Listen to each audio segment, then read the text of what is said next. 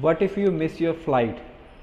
Yes, सही सुना कि अगर आपकी फ़्लाइट मिस हो जाए तो। वैसे तो हम आशा करते हैं ऐसा होगा नहीं और ऐसा जनरली होता भी नहीं है, but out of 1000 passengers 1 passenger always miss their flight. अब ऐसा होता क्यों है, किन किन रीज़न से होता है, और ऐसा अभी प्रीवियसली लास्ट वीक भी हुआ हमारे एक क्लाइंट के साथ, उससे पहले 3 मंथ्स बिफोर हुआ था, उससे पहले भी मतलब हमारे पास एक्सपीरियंस है कि ऐसा हो जाता है अक्सर। अगर ऐसा हो जाए तो आपको क्या करना चाहिए, क्या क्या आप कर सकते हो, क्या आपके पास ऑप्शंस हैं, तो आपको हेल्प करने के लिए ये वीडियो बनाई गई है।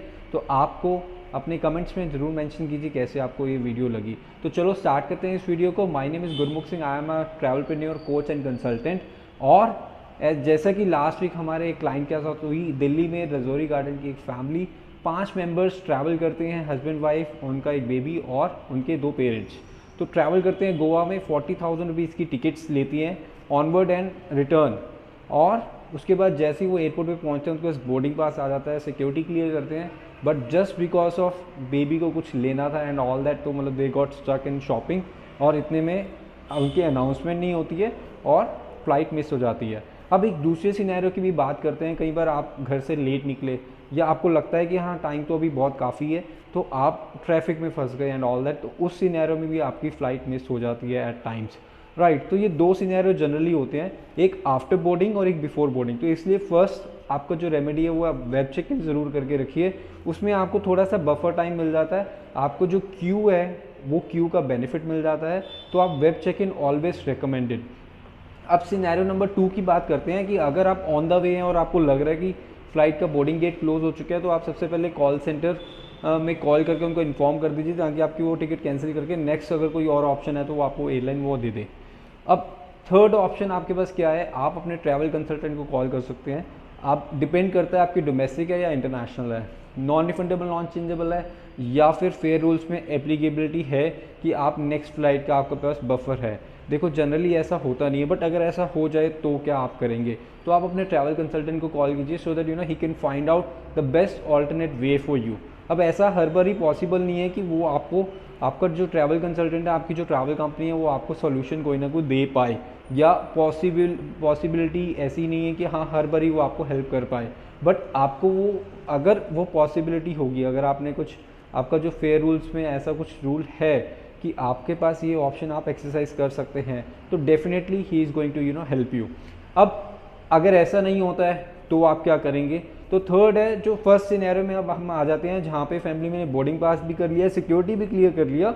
अब उसके बाद वो जस्ट बिकॉज फ्लाइट का जो मेन गेट होता है जहाँ से आपको फ्लाइट की तरफ जाना होता है, आप वहाँ तक नहीं पहुँचे किसी हाउ, या उन्होंने अनाउंसमेंट नहीं किया। तो आजकल Delhi airport is a silent airport, वहाँ पे अनाउंसमेंट्स नहीं होती हैं आपके नाम की, कि आप पहले जो अनाउंसमेंट्स होती थी तो अब वो नहीं होती है, तो आप उसकी वजह से एयरलाइन को क्लेम नहीं कर सकते। और बाद में आप बोलेंगे आपने नाम नहीं बताया, हमें तो पता नहीं, अभी तो 20 मिनट्स हैं। तो half an hour before, approximately 25 to 35 minutes पहले, 40 मिनट्स तक भी एयरलाइन गेट क्लोज कर देती हैं because of the security procedures, and अभी तो कोविड की वजह से और भी रूल्स रेगुलेशंस थोड़े से हो गए हैं।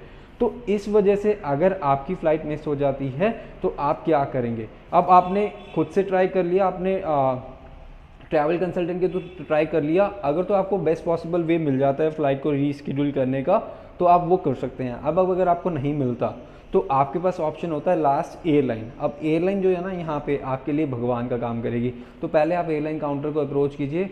अब वो जनरली आपको फर्स्ट टाइम पे मना करेंगे, और वो सही भी है क्योंकि गलती आपकी है।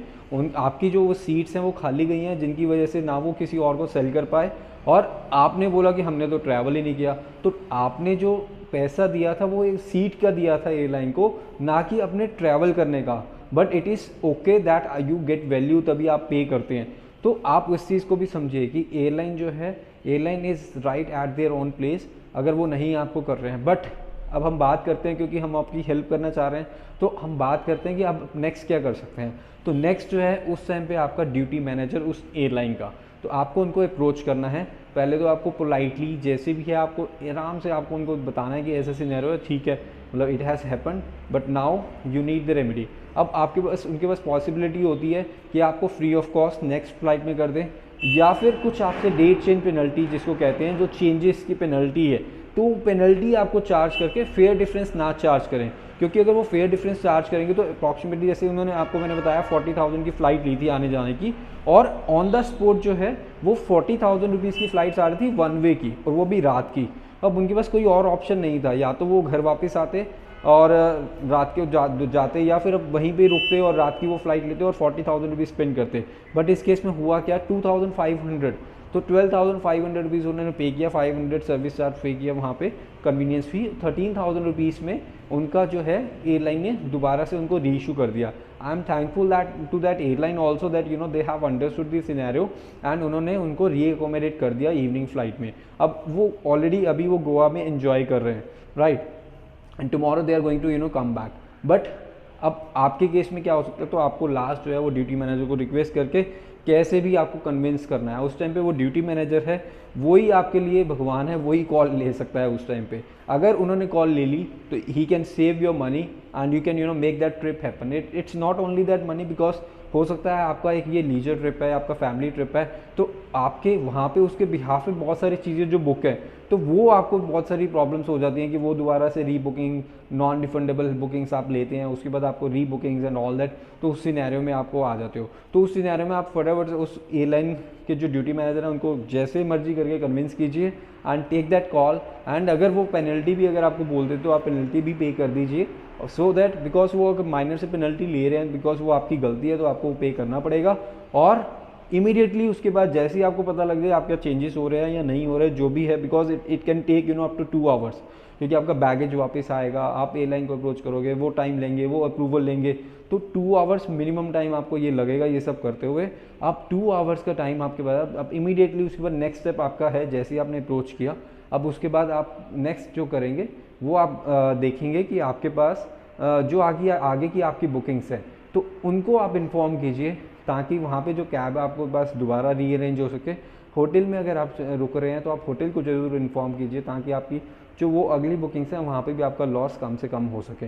तो कैसे लगी आपको ये वीडियो, ज़रूर बताइए कमेंट्स में। अगर आपकी कभी फ़्लाइट मिस हुई है और आपका क्या एक्सपीरियंस रहा है वो भी मेंशन कीजिए, ताकि हमारे लिए और औरों के लिए लर्निंग्स हो सकें, और कौन से टॉपिक पे आप चाहते हैं नेक्स्ट वीडियो हम बनाएं। इसी के साथ हम इस वीडियो में, मैं गुरमुख सिंह इजाज़त लेता हूँ आपसे, और फिर मिलेंगे एक और वीडियो में, एक और इन्फॉर्मेटिव टॉपिक पे बात करेंगे और हेल्प करेंगे आपके और आपके ट्रैवल के लिए। Till then take care, good bye.